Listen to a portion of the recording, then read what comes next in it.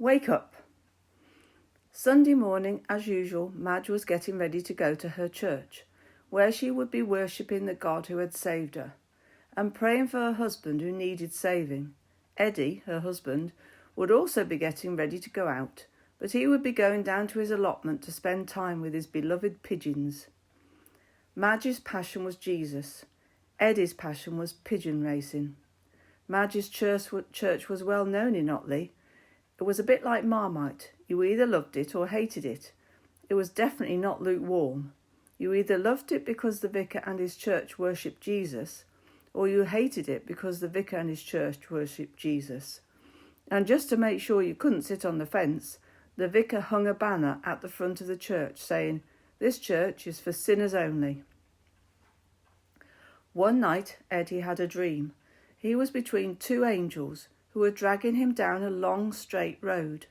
At the far end of the road, he could just make out the form of a cross. Somehow, he knew that was his destination. He struggled to get free, but the angels' grip was too strong. In desperation, he cried out to the angels, asking, "Why are you doing this?" One of them replied, "Because of these," pointing to either side of the road. When Eddie looked up, as far as he could see on both sides of the road, there were billboards, each one depicting a scene of Eddie's life. Some of the scenes showed things that Eddie had done, others things that he had said, and still others that he had thought and wished for, that had come from deep in the darkness of his heart. And all the time he was being dragged nearer and nearer to the cross, realizing they were going to nail him to it. At the same time, somehow he knew he more than deserved the punishment that was soon to take place. As the angels were preparing to carry out the sentence, a man stepped forward and said to the angels, "Let him go. I have taken his place."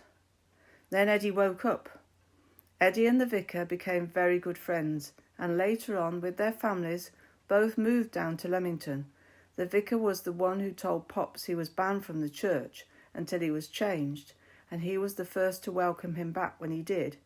Eddie, more than anyone else, was the one who helped and guided Pops in his first years of Christianity. At Nana and Pops's wedding, the vicar married them, and Eddie preached. The Apostle Paul, writing to his friends in Rome, said, "God commends his own love towards us in that while we were still sinners, Christ died for us."